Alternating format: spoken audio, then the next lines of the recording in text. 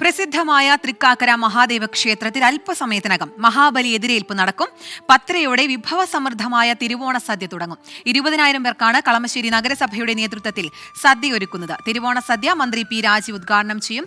കൂടുതൽ വിശേഷങ്ങളുമായി തൃക്കാക്കരയിൽ നിന്ന് വിഷ്ണു സുരേഷ് ചേരുന്നുണ്ട്. വിഷ്ണു, ഓണാശംസകൾ. ആദ്യം തന്നെ എന്തൊക്കെയായി അവിടുത്തെ ഒരുക്കങ്ങൾ?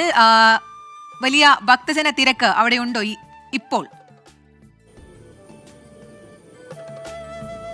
ഹാപ്പി ഓണം കീർത്തന. നിലവിൽ ഭക്തജന തിരക്ക് ആരംഭിച്ചിട്ടുണ്ട് തൃക്കാക്കര അമ്പലത്തിൽ. കേരളത്തിൽ തന്നെ ഇത് ആകെയുള്ളൊരു ക്ഷേത്രമാണ്. അതായത് വാമനെയും അതോടൊപ്പം മഹാബലിയെയും ശിവനെയും എല്ലാം ആരാധിക്കുന്ന ഒരൊറ്റ ക്ഷേത്രം മാത്രമാണ് കേരളത്തിലുള്ളത്. തൃക്കാക്കര ക്ഷേത്രമാണ്. കഴിഞ്ഞ 10 ദിവസമായി ഇവിടെ ഉത്സവമാണ്. ഇന്ന് ആ ഉത്സവത്തിന് പരിസമാപ്തിയാണ്. വലിയ രീതിയിലുള്ള തിരക്ക് രാവിലെ തന്നെ അനുഭവപ്പെടുന്നുണ്ട്. ഏറ്റവും പ്രധാനപ്പെട്ടത് ഇന്ന് ഈ തൃക്കാക്കര അമ്പലത്തിലുള്ള ഓണസദ്യയാണ്. മതസൗഹാർദ്ദ സദ്യ എന്നൊക്കെ വിശേഷിപ്പിക്കാവുന്ന ഓണസദ്യയാണ്.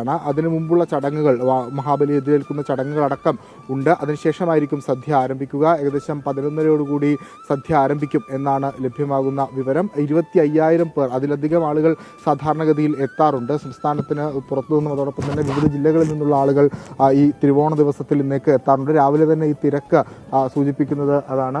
രാവിലെ എത്തിയതാണോ? എവിടുന്നാണ്? ഇവിടുന്ന് അടുത്തുനിന്നാണ്. എല്ലാ വർഷവും വരാറുണ്ടോ? വരാറുണ്ട്. ഹാപ്പി ഓണം. ഹാപ്പി ഓണം.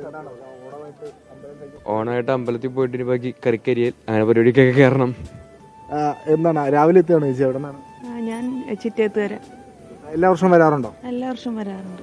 രാവിലെ തന്നെ തൃക്കാക്കരപ്പനെ കണ്ട് തൊഴുത് അതിനുശേഷം ഓണത്തിലേക്കുള്ള സദ്യവട്ടങ്ങൾ ഒരുക്കുന്നതിനുള്ള പരിപാടിയിലേക്ക് കടക്കാം എന്നുള്ളതാണ്. പ്രത്യേകിച്ച് എറണാകുളത്തുള്ള ആളുകളുടെ ഒരു ശീലം അങ്ങനെയാണ്. കഴിഞ്ഞ കുറേ വർഷങ്ങളായി അല്ലെങ്കിൽ കുറേ നാളുകളായി അത് തന്നെയാണ് അവരുടെ ശീലം.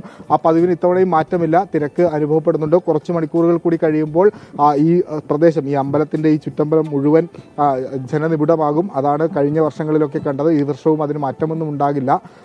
അല്പസമയത്തിനകം തന്നെ അമ്പലത്തിലെ ചടങ്ങുകൾ, ഔദ്യോഗികമായ ചടങ്ങുകളൊക്കെ ആരംഭിക്കും. മന്ത്രി പി രാജീവാണ് ഈ സദ്യ ഉദ്ഘാടനം ചെയ്യുന്നതിനായി എത്തുക. വിഭവസമൃദ്ധമായ സദ്യയാണ്, വളരെ പ്രസിദ്ധമായ സദ്യയാണ്. അതുകൊണ്ട് തന്നെയാണ് ഈ പുറത്തുനിന്ന് അടക്കം ആളുകൾ ഈ സമയത്ത്, സമയത്ത് ഇങ്ങോട്ടേക്ക് എത്തുന്നത്. ഒരുപക്ഷെ ഓണത്തിനൊരു ഭക്തിയുടെ പരിവേഷം നൽകുന്ന, അല്ലെങ്കിൽ അതിനപ്പുറത്തേക്ക് ഒരു സ്പിരിച്വൽ ലെവലിലൊക്കെ നൽകുന്ന ഒരു ക്ഷേത്രം കൂടിയാണ് തൃക്കാക്കര. ഇവിടെ നിന്നാണ് ഓണം ആരംഭിക്കുന്നതും എറണാകുളത്തെ ഓണം അവസാനിക്കുന്നതും. കീർത്തന. ശരി വിഷ്ണു, എന്തായാലും ഓണം ഗംഭീരമായി ആഘോഷിക്കുക. തൃക്കാക്കര മഹാദേവ ക്ഷേത്രത്തിൽ നിന്നുള്ള വിശദാംശങ്ങളാണ് വിഷ്ണു സുരേഷ് നൽകിയത്.